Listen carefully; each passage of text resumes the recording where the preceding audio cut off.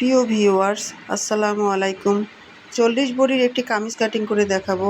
অবশ্যই ভিডিওটি ধৈর্য সহকারে শেষ পর্যন্ত দেখার অনুরোধ রইল। প্রথমে আমি সেলাই মার্জিনের জন্য 1 ইঞ্চি বরাবর দাগ টেনে নিব। এরপরে কামিজের আড়াআড়ি মাপগুলি আগে দিয়ে নিব।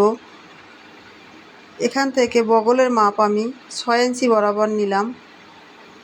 6 ইঞ্চিতে একটি দাগ টেনে নিব। এরপরে আমি হিপ বা ফাড়ার জন্য 21 ইঞ্চিতে একটি দাগ দিলাম।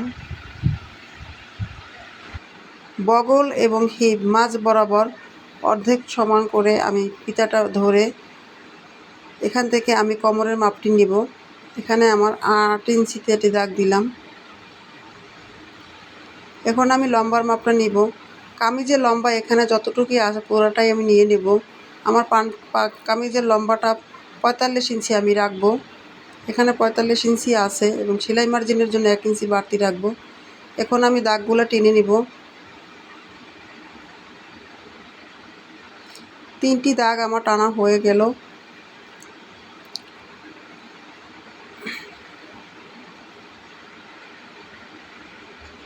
সেলাই মার্জিনের দাগটিও টেনে নিলাম। এখন আমি মূল মাপ নেব। আমি এখান থেকে কাঁধের জন্য 7 ইঞ্চিতে একটি দাগ দিব। এখানেও আমি 7 ইঞ্চি বরাবর একটি দাগ দিব। স্কেল দিয়ে আমি দাগগুলি টেনে নিব। এখন নিচের 3টা মাপ আমি নিয়ে নিব। এখান থেকে আমি 40 বডির জন্য 4/1 10 ইঞ্চিতে একটি দাগ দিলাম। 1 ইঞ্চি বাড়তিতে দাগ দিলাম। কোমর 4/1 8.5 ইঞ্চি, এখানেও 1 ইঞ্চি বাড়তি নিলাম।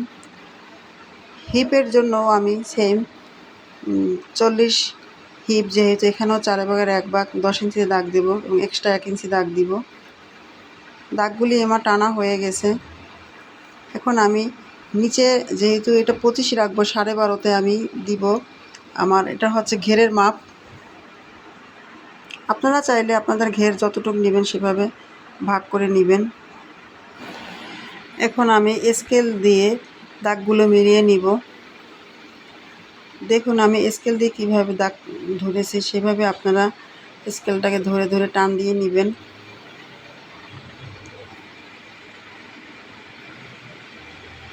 আমি বগলের এখান থেকে অর্ধেক বরাবর একটি দাগ টানবো। এটা হচ্ছে আমি বগলের রাউন্ডটা রাখবো, সেই কারণে দিয়েছি। এখান থেকে আমি 1.5 ইঞ্চিতে একটি দাগ দিব। এখন আমি রাউন্ড শাপ দিয়ে দাগটি মিলিয়ে নিয়ে দিব।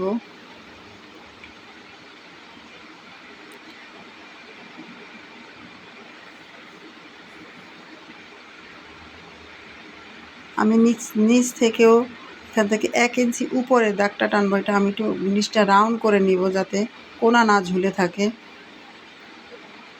এখন আমি কেটে নেব কামিজটি। মূলত কামিজ কাটিং অতটা কঠিনও না, সহজই।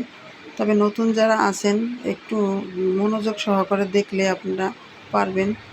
বডির মাপটা, কোমরের মাপ আর হিপের মাপ, আরমোলের মাপ, আর হচ্ছে গিয়ে আপনার কাঁধের মাপ, এই 4 থেকে 5টা মাপ ঠিকমতো রাখলে আপনার জামা সুন্দর করে আপনি তৈরি করতে পারবেন। এখান থেকে আমি 1 ইঞ্চিতে ডাউন করে এটা তালপাট কেটে নিব।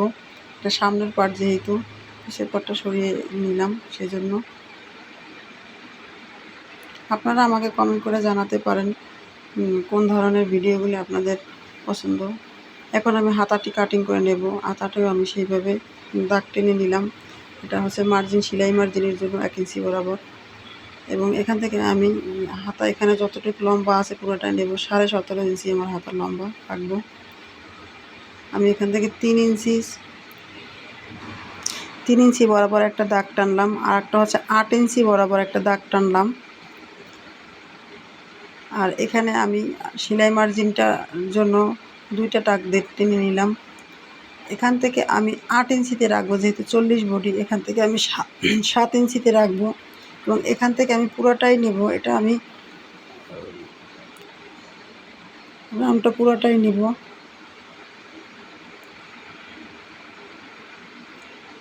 স্কেলের সাহায্যে আমি দাগগুলি মিলিয়ে নিব। এটাকে মাইক হাতা বলে। হাতাটা আমি এইভাবে রাউন্ড করে নিলাম। এখন আমি হাতাটা কেটে নিব। দেখুন আমি ভিডিওটা একটু স্পিড করে নিয়েছি, যার কারণে হয়তো একটু বুঝতে হয়তো একটু লাগতে পারে। আপনারা ভিডিওটা একটু স্লো করে দেখে নেবেন। ভিডিওটি ভালো লাগলে অবশ্যই লাইক কমেন্ট শেয়ার দিয়ে রাখতে পারেন এবং নোটিফিকেশনটা অন করে রাখতে পারেন যাতে নিত্য নতুন ভিডিওটি আপনাদের কাছে পৌঁছায়।